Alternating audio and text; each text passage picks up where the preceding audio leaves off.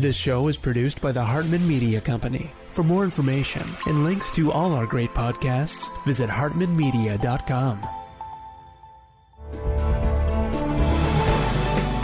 Welcome to the AIPIS show for accredited income property investment specialists and those who aspire to be. If you're a real estate, mortgage, or financial professional, this is the place for you. We'll explore innovative investment analysis, sales, marketing, and income-generating strategies for the most historically proven wealth creator, income property. Learn from the experts as they show you how to build a better business and a better life. Thank you for joining us today. And as you are hearing this, I recorded it about 2 weeks in advance. So understand that because I am on a European cruise as you hear this now. I've got Adam here with me to discuss a couple of very important things that could have some wide-ranging effects on all of us as investors. Adam, welcome back. Thanks. Good to be back. And for all of you who are hearing this now, 2 weeks ago and now, I am not on a European cruise. But maybe you should be. Okay, so Adam, we talked a long time ago at Meet the Masters in maybe 2011-ish about the possibility of Fannie Mae going away. And this has huge impact to any owner or buyer of real estate and all sorts of ancillary industries. I mean, the impact is profound if this ever happens. Now, we don't know that it will happen. We don't know what will happen. Obviously, nobody knows for sure, but there's talk about ending the conservatorship. We talked about that recently on an episode. Various forms of privatization. You know, who knows? One of the beautiful things about real estate in America is it has essentially been subsidized by the government since the Great Depression over 7 decades ago. So there could be some pretty big changes. By the way, it's almost 2020. I should be saying almost, well, I don't know, it depends when during the Great Depression you're talking about, but I should say 8 or 9 decades ago. Yep, it's almost 100 while. years. Yeah, it has been a little while. But yeah, what do you take from the whole Fannie Mae discussion? What are your thoughts? I think we need to look back in history like you were discussing. And I pulled up, I went to the census website because it's just a phenomenal place for stats. And I was looking at the time before Fannie and Freddie. And if we look at that, the average home ownership rate in 1900 was only 46% nationwide average. And if our home ownership rate, if Fannie and Freddie go away and it starts trending back in that direction, that's going to have huge implications for the U.S. housing market. Yeah, and so give that percentage number again. Well, in 2000, it was 66.2, but back in 1900, it was only 46.5%. Okay, so a lot more renters back then. Yes. I sort of question, though, how accurate the statistics were. That was an awfully long time ago. Well, I mean, even if you bump it up to 1950, it was still only 55%. Right. And by the way, that is the number it should be, according to Jason Hartman. I think that's where the homeownership should be. I've said that for many years, that the homeownership rate is too high. Here's why some people in my profession don't like me, because it's nonsensical that we need a high homeownership rate. That is a false idea. It just isn't a good premise with which to operate. There are these sort of simplistic notions that, oh, it's good for society to have this, as George Bush called it, the ownership society, right? But it's simply not true. The homeownership rate is too high, and it should go down. Homeownership creates a lot of, I'll call it stuckness, meaning that people are stuck. The economy becomes paralyzed. It becomes immobile. People can't move easily to where the jobs are. This is not new. You've been hearing me say this for years. The homeownership rate really should go down. But if it does, that means the rental market is larger. At the peak homeownership rate, it was about 69%, I believe. And then we had the Great Recession. Then it declined. And right now, I think it's hovering somewhere around 62%. I could be wrong about that, but it's close to that number, right? So if Fannie Mae goes away, now the stated goal of Fannie Mae is to promote home ownership. So it creates this false market with artificially cheap financing that increases homeownership and ultimately reduces rents because it puts people into the ownership pool and takes them out of the renter pool, and maybe they would be much better off in the renter pool, right? Yeah, and especially when you were talking about the home ownership and if it goes down, how it's going to impact the economy. I look at, and the stuckness, it's also going to impact your other markets, because if you think about like all the trips that homeowners make to Home Depot just to update their lighting in their bathroom or the ceiling fans that they want, those are just the little impulse buys kind of for the house. That's going to go down as well. Right. That is true. Homeownership costs a lot more than you think it does. It's just dramatically more expensive than anybody thinks. But you are absolutely right. It has a huge ripple effect on the broader economy. But I say that if the homeownership rate was down, nobody says compared to what? Yes, when people buy a home, they certainly spend more money. They go out and buy new appliances, they buy new paint, they buy all sorts of stuff. They spend more money than when they rent. But say they didn't own, and say they rented, and they were perfectly happy renting, as we see all of these baby boomers renting now, getting out of their big family homes, empty nesters, and they're just renting, and they seem perfectly happy to be renters. I think that's a fine thing. There's nothing wrong with that at all. They'll spend their money somewhere else. It's not like they won't spend I the agree. money. I'm just saying it's going to shift part of where the money is going in the economy. And Right. the stigma in renting, I completely agree, has gone away. I remember when Erin and I first got married, she was gung-ho, like, I want to buy a house right now. And I just looked at her and I said, there is nothing wrong with renting. We're gonna rent a house right now and figure out what our life is going to be like before we buy a house. And I mean, we were one of the first of my friends, and I mean, I'm in my mid-30s now. We were one of the first whenever we purchased our house of all my friends, and we were 30. Yeah, that's what you do. You get married and you buy a house. I'm just saying we've been married for, at that point, probably 7 years or so before we purchased our first house. And, like I said, my friends who've been married about the same amount of time hadn't, and a lot of them still haven't. And, there is no stigma to renting at all in our society. Yeah, it has gone away. There used to be a stigma, though. I definitely remember even my own arrogance, frankly, where I would talk to people who were homeowners and not homeowners, and being a realtor, a traditional realtor back in the old days, I will say, judge them to a little bit of an extent. Not if they were younger, but if they were older, I thought, I kind of thought in the back of my mind, shouldn't you be owning a house by now? But, then I became a renter for, 7 years I was a renter, and I loved it. I actually wish I was renting now. I own lots of rental properties, folks. I don't need to own the house I live in. Anyway, I do. I've already told that story. Okay, let's take a deeper look at the way Fannie Mae props up the housing market. And there's a little video here I want to play, and then we will have some comments on it. This is from the Wall Street Journal channel on YouTube, which is a great channel. Check it out. Let's take a listen here. Owning a home has long been a staple of the American dream. And at the center of that are two big companies, Fannie Mae and Freddie Mac. Sound familiar? Maybe you haven't thought that much about them since the 2008 financial crisis. The federal government is stepping into it to stabilize Fannie Mae and Freddie Mac. The two companies almost collapsed under the weight of it. By the way, I should mention, of course, we only mentioned Fannie Mae, the bigger of the two, but both of them obviously are involved in the promotion of housing, which simply means when you promote something, what happens? The price goes up. Naturally, that's exactly what they do. They artificially pump up the prices, and they artificially, as a result, suppress rental prices, because those two are non-correlating indicators. Unprecedented housing bust. But then the government stepped in to bail them out. Now, the Trump administration has asked for plans to reshape Fannie and Freddie.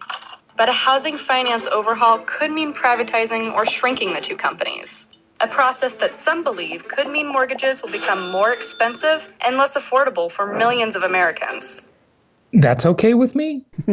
I know I may sound ridiculous, but if you think of the big picture, that's actually good for society. That includes the most popular home loan in the U.S., the 30-year fixed-rate mortgage. Homeowners like this mortgage because of the low monthly payments and the interest rate that doesn't fluctuate. We'll explain, but first you have to understand how Fannie and Freddie fit into the U.S. housing system. First, homeowners borrow money from banks or other lenders. Then, Fannie and Freddie buy these mortgages and package them into securities. Then they sell those securities to investors. Investors buy them because they're considered safe. Because Fannie... Don't make that bet again, investors. Apparently that didn't work out so well, just over 10 years ago, did it?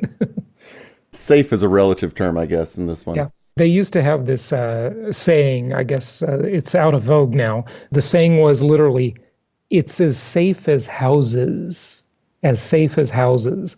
Well, houses ain't always so safe as we saw during the Great Recession. Now, of course, our angle on investing, our philosophy of investing, we believe it's very safe because you're going to follow the 10 Commandments, especially commandment number 5. The property must make sense the day you buy it or you don't buy it.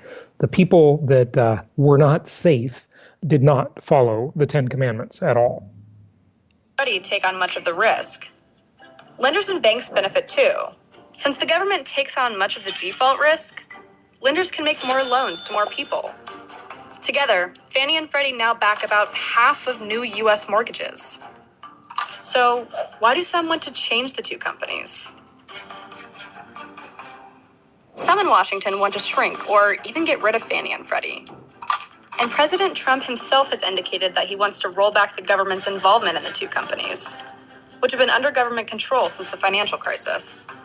But a housing finance overhaul could mean privatizing or shrinking the two companies. Those looking to shrink Fannie and Freddie argue that the government shouldn't be involved in the housing market to the extent it is now. Absolutely true. Any comments yet? Oh, well, yeah. you probably think they should, being a socialist like you are. What do you think about that? Do you think they should be involved in the housing market? I don't think so, but I'm not 100% sure they shouldn't, but whenever I think about it, I'm kind of like, why? Why are they? There are a lot of things that I believe the government should be involved in, but this is not one of them for the most part. Good. No, they need to get out of the way, because the other compared to what question is, well, what would happen if they weren't involved, if these things weren't subsidized? Well, that would free up government resources to do something else, or maybe just put more money back in our pockets, right? There's a lot of government resources other than just direct money involved in supporting and regulating, and not to say that they wouldn't be doing some regulation in the private market if it were privatized, but the government has no business in this. They have no business in a lot of stuff, if you ask me. But anyway, let's continue. They say that the private sector, not the government, should be filling this role. Yes. But those who support Fannie and Freddie say that homeownership is a path to prosperity for the middle class, and that the government has a responsibility to keep housing affordable. They do the exact opposite. They make housing more expensive. I mean, look, if it was the way it was in many other countries where your mortgage looked something like this, instead of, what are the rates today you're going to pay on a mortgage? About for a homeowner. You're going to pay about it's around 4%. 4%, maybe 4.25%, right? And you can get that mortgage for a ridiculously long 3 decades. Now, if you had to pay the market rate for that mortgage, it would probably be at least 6.5%. And it would maybe only be a 7, maybe a 5 or a 7 or a 10-year long fixed rate loan. It might go longer than that, but it might become adjustable after that initial 5, 7, or 10-year period. So you wouldn't know what your payments are in the future. If you had to buy a house based on those criteria, the house would be less expensive. The reason we have this insanity in the housing market is because we've got all of this government money or government insured money, whatever you want to call it, the government's in there, okay, coming at the housing market. Anything you subsidize is going to get more expensive and more widespread.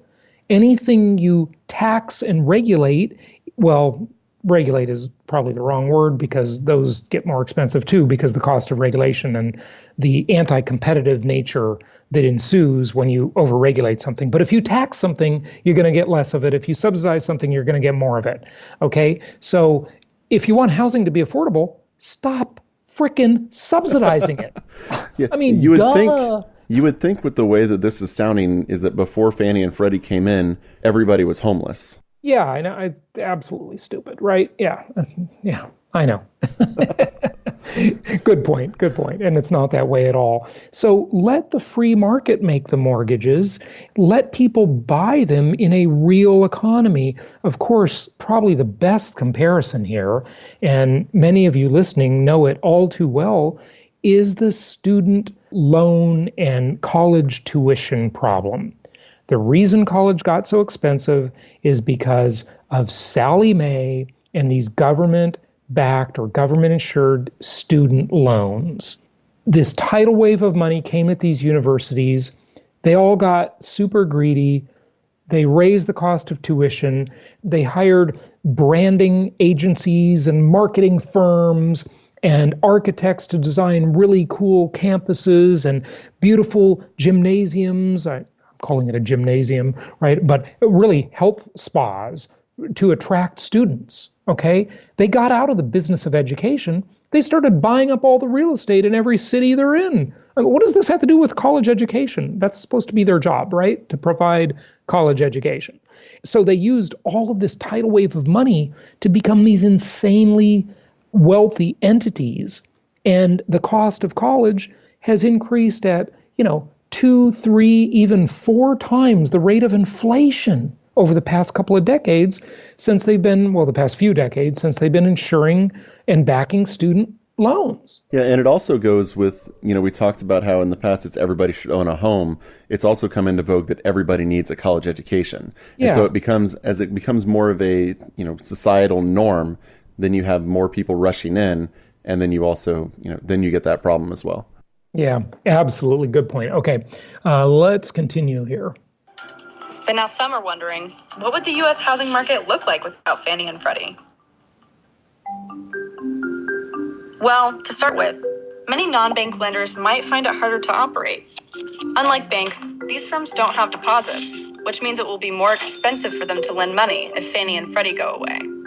These so-called non-bank lenders make up about half of new U.S. mortgages today, and they're often the only path that first-time borrowers or middle-income families have for getting a mortgage.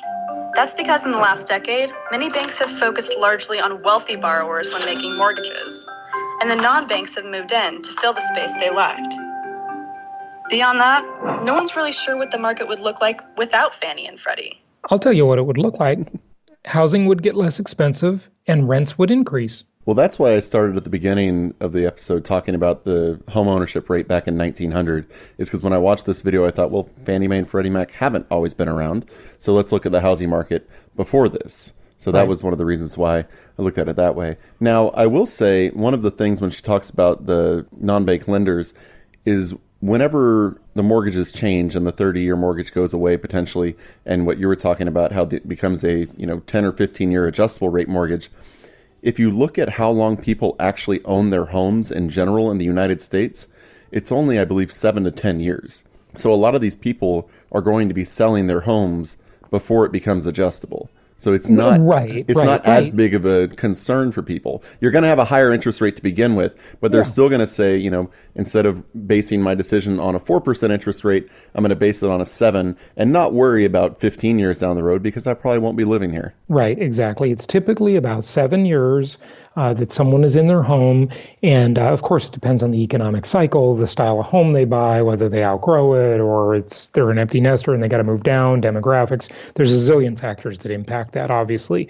But you're right. Most of them won't finish out the 30-year mortgage, the 3-decade mortgage, which, by the way, investors, this is one of the reasons I say you should buy every property you can get your hands on and get a 30-year mortgage, because it's such a great deal, okay? So make sure you're hearing both things here. The subtext of what I'm saying as I complain about Fannie and Freddie are that these are great deals. So go and gobble them up and get as much government subsidy as you can as an investor. Yeah, you don't have to like it to take advantage of it. Yeah, right, exactly. Listen, it's not talking out of two sides of your mouth, as the old saying goes, to say you hate the philosophy, but hey, if that's what we have in society, it's not like I'm going to ignore it. I'm going to take advantage of it. I'm not an idiot. I'm not going to go to my bank and say, well, I understand you could give me a 4% interest rate, but come on, let's give me a 5 or 6%. Yeah, I want to pay the market rate.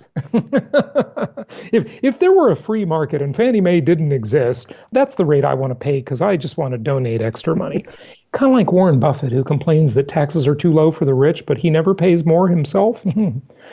Hashtag hypocrite. Okay, let's keep going. But let's consider other countries, which don't operate their housing markets like the U.S. does. In many countries, long-term fixed-rate home loans, including the 30-year fixed-rate mortgage, aren't largely available. Instead, mortgage rates reset depending on the market. And even a 1-point increase in your mortgage's interest rate can add hundreds of dollars to your monthly payment. We can also look at the U.S. before Fannie was created in 1938. Back then, borrowers had to come up with much larger down payments, often 50% or more. Mortgages also tended to last for just 5 or 10 years, with a big balloon payment that came due at the end. So, future mortgages could look like this, or not at all. Much of it depends on how the government plans to reshape Fannie and Freddie. But reshaping them won't be easy. People like the benefits they create, including the 30-year fixed-rate mortgage. And right now, there isn't much agreement on either side of the aisle on how to get rid of the government's involvement in housing, at least not without completely overhauling the way the housing system works. So, for now, Fannie and Freddie's future is still up in the air. Yeah, that's pretty interesting. But the thing they never say is, of course, compared to what? Well, yes, it would be more expensive if the prices were the same. But if the prices, just like the student tuition, the college tuition prices, fell to meet the market without this ridiculously subsidized financing, if the house was 20 or 30% less expensive, then it would be affordable. It will eventually fall to meet the market so that we have the process of what we call price discovery. Price discovery will occur. Now, here's the thing that happens, folks. You might be thinking, if you are a new listener or, maybe you're a semi-new listener and you weren't listening to me talk about this 8 years ago or 9 years ago. Look, this is good for investors, okay? If you already own a bunch of properties, your rents are going to increase. And since you're investing for yield rather than capital gain, who cares that much about the price of the house, okay? Now, it will ultimately adjust back, but in the initial stages of an event like this, you would see price declines, it would almost be for sure, but you would see rent increases. Because think about it. Like on a recent episode, we talked about how the annualized number of home sales was 5.2 million per year. Imagine if that number went from 5 million to 1 million, okay? It went down by 80%, for example. If that number went down, all those people would be either, number one, staying put, or they'd be renting. And you would see upward pressure on rents because ultimately people have to move, okay? They can't stay put forever usually because they have life changes, job opportunities, relatives who are ill and need care and they got to go live in their city. Family gets bigger, family gets smaller, whatever. There are reasons people need to move, obviously. And so they will eventually move and they probably wouldn't be buyers on that move. They would be renters. And so you would see a huge upward pressure on rents. I think this is actually would be good for investors. And initially it will not be good, but overall it will be good for the economy. Yeah, I was looking at the home ownership rates in 2000. The census hasn't put out their 2010 numbers, and thinking about, you mentioned that the home ownership rate, natural rate, it's probably around 55%. Right. And the average home ownership rate in 2000 was 66.2%, but most of the states that we are currently offering properties in are actually higher than that, like around 69, 70, 72%, I believe in some. So you would see prices. I know in Tennessee it's higher than normal. Memphis is more like 50-50 renter-owner. But in general, if we're seeing those come down even more percent-wise, then your price is going to go down even more than the national average. It could make properties cheaper to purchase in areas that are already good. Right. So there'd be a buying opportunity too. Here is always the issue. Don't worry, everything will equalize, but the time during that equalization, that move back toward, remember your biology class, homeostasis, right? Your body always tries to have homeostasis. It tries to equalize, right? I think that's what that all meant. This was a few years back, okay? But during that equalization process, that's the time they go into financial ruin, because they can't withstand the adjustment period. And that's why I talk so much about sustainable investing. When you talk about sustainability, it's not about the environment. It's about financial sustainability. You've got to be able to make it through times of change so that you can stay in the game, or you are prepared to take advantage of opportunities that come your way. So, yeah, a lot of interesting things there. And Adam, this is going to tie into another discussion we're going to have on a future episode about a potential giant, mega shift, mega huge, ginormous change in the real estate industry. Do you want to give our listeners a little clue about that? Well, I would say if you own a personal residence, you've probably looked at it. It has 3 initials that most people know. It is the MLS. The multiple listing service, the MLS, yeah. There may be a huge, huge change coming to the way the entire real estate industry operates, and it may also become more like the way it operates in foreign countries. And this will present some problems and big opportunities at the same time. So we're going to talk about that on a future episode. And Adam, I think we got to wrap it up for today. Thank you for joining me. Oh, one more thing I want to say, though. We have listeners in 165 countries. And this, interestingly, doesn't really impact you that much, because you're probably not able to get Fannie Mae or Freddie Mac loans if you're investing in the U.S. real estate market. But I think you can see, we've talked about it in the past, but you can see it more clearly after this episode of how the United States is such a special housing market.